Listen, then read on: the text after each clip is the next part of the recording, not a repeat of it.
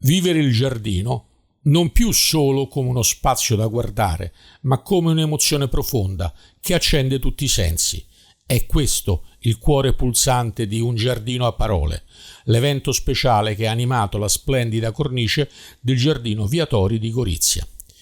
Questo appuntamento rappresenta la tappa finale di un viaggio originale, sostenuto con forza dalla Fondazione Carico. Il progetto ha preso vita attraverso un percorso di Poetry Slam, articolato in 3 incontri preliminari. Sotto la guida del poeta Giovanni Fierro, i partecipanti hanno esplorato la forza della parola scritta ed orale. I versi e i testi creati sono nati da un'ispirazione profonda, la straordinaria biodiversità del parco ed il ricordo di Luciano Viatori, storico botanico ed appassionato custode di questo luogo magico.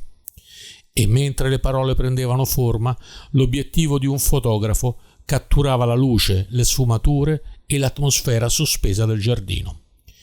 Il successo dell'iniziativa risiede in una sinergia preziosa, una rete di partner d'eccellenza che vede unite la cooperativa Monte San Pantaleone come capofila dell'iniziativa, la cooperativa sociale La Collina e la cooperativa Museus.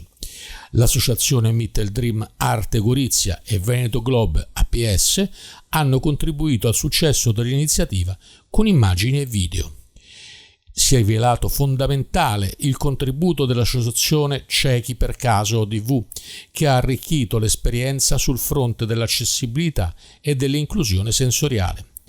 Quella del Giardino Viatori è stata una vera e propria passeggiata sensoriale, un percorso guidato da versi, immagini e voci capaci di trasformare la natura in emozione pura, dimostrando come l'arte e la bellezza possano essere un patrimonio davvero aperto a tutti.